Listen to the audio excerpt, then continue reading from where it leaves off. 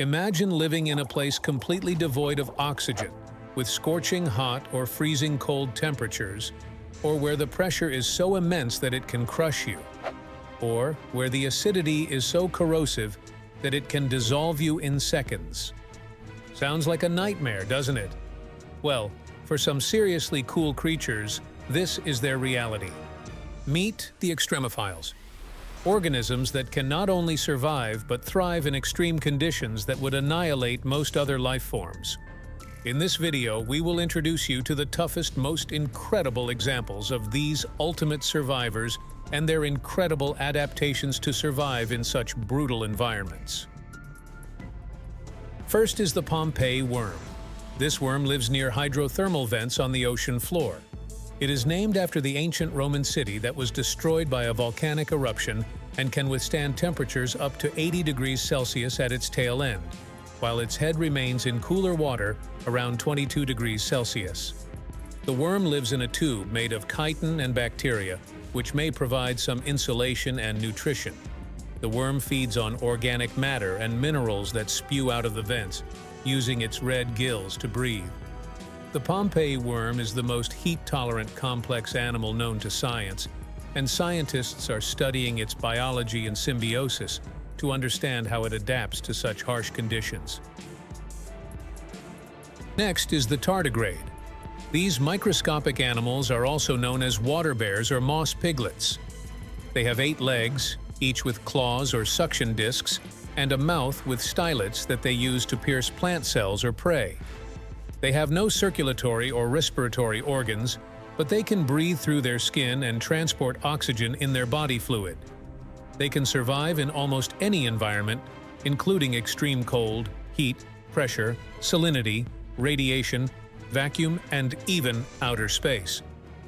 They do this by entering a state of cryptobiosis, where they reduce their metabolic activity and lose most of their water. They curl up into a dry ball called a tun and can remain in this state for years. When the conditions become favorable again, they rehydrate and resume their normal activities. Coming up is the wood frog.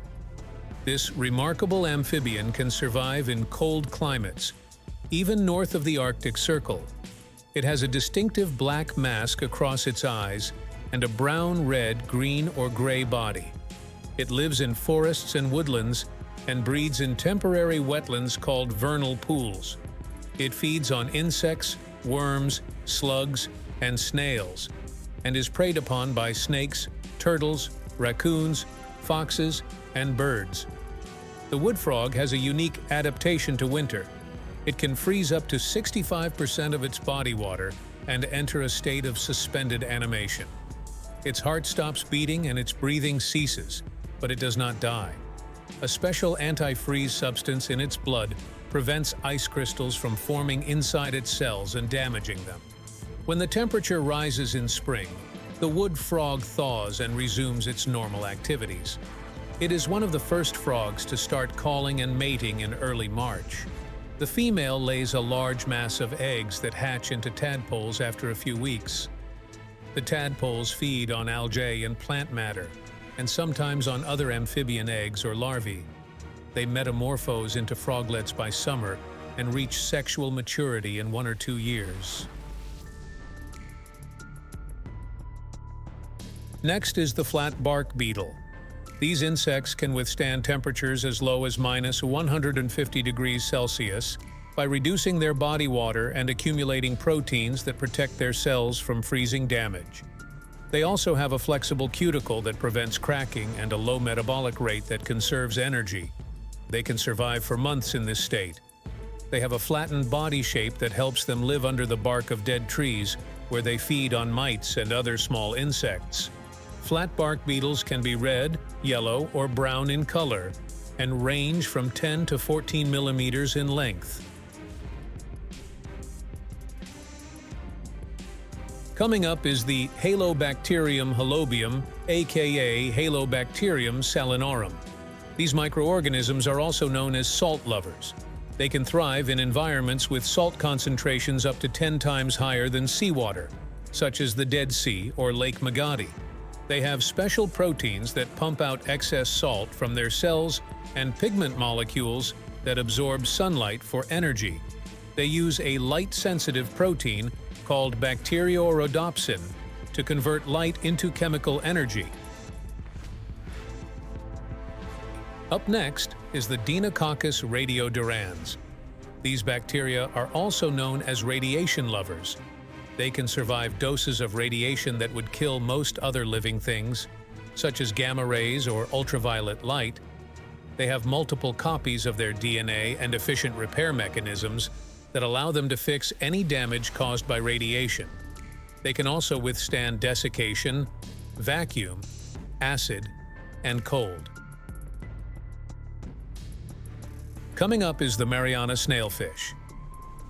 This fish lives at the deepest point of the ocean, the Mariana Trench, where the pressure is 1,000 times more than at sea level. It has several adaptations that allow it to survive in the extreme conditions of high pressure, low temperature, and complete darkness. For example, it has gaps in its skull and cartilaginous bones that make it more flexible and resistant to crushing. It also has high levels of a substance called TMAO that stabilizes its proteins and prevents them from breaking down. Moreover, it has multiple copies of genes that help transport chemicals into and out of its cells. The Mariana snailfish has no functional eyes, as it does not need them in the lightless environment. It feeds on tiny crustaceans and is the top predator in its habitat. Next is the Greenland shark.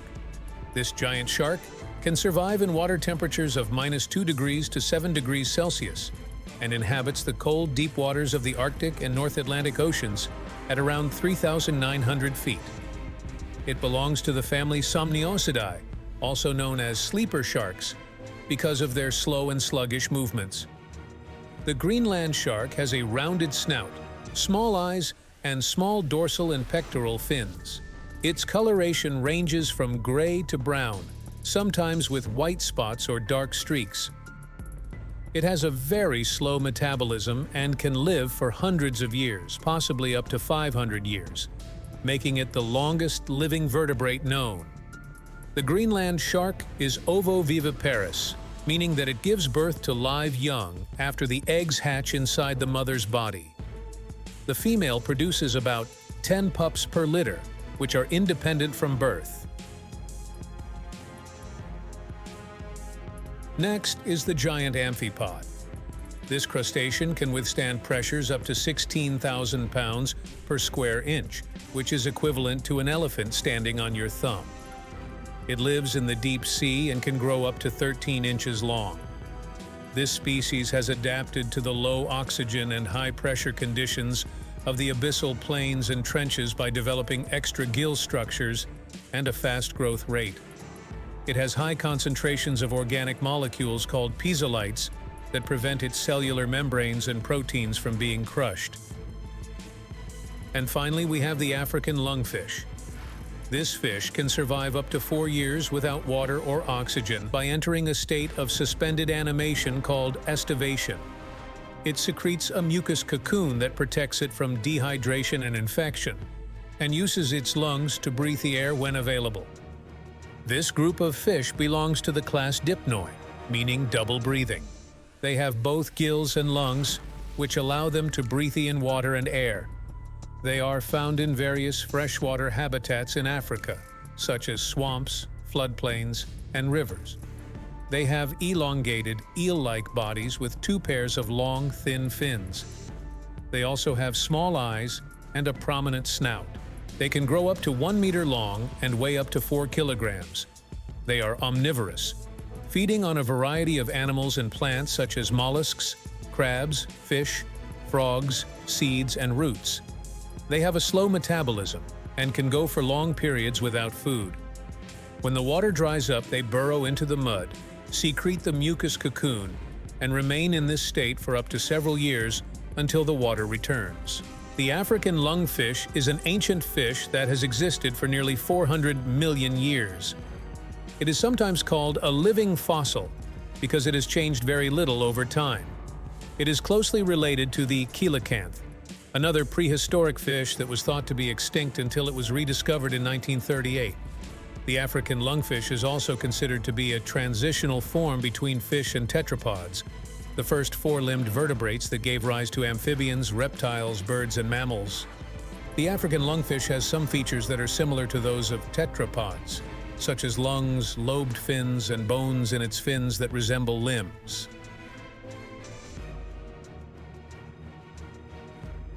There you have it, curious minds, the amazing creatures that defy the odds and thrive in the most inhospitable places on Earth. So tell us, which one do you think is the most extreme? Is it the species that can survive in outer space? Let us know in the comments below.